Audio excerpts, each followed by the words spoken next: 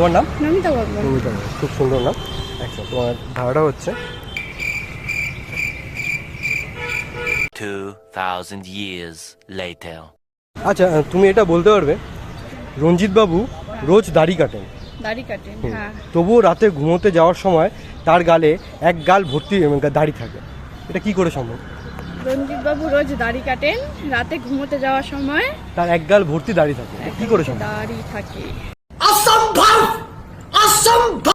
কিন্তু কি করে রোজ দাড়ি তো হবেই না, রোজ একদিন কাটলে তো তারপরের দিন দাড়ি আসবেই না। কি করে সম্ভব এটা? এটা সম্ভব, একটু ভেবে দেখো, ট্রিক। একটুখানি ক্লু দাও। अरे मुझे चक्कर आने लग गया अब।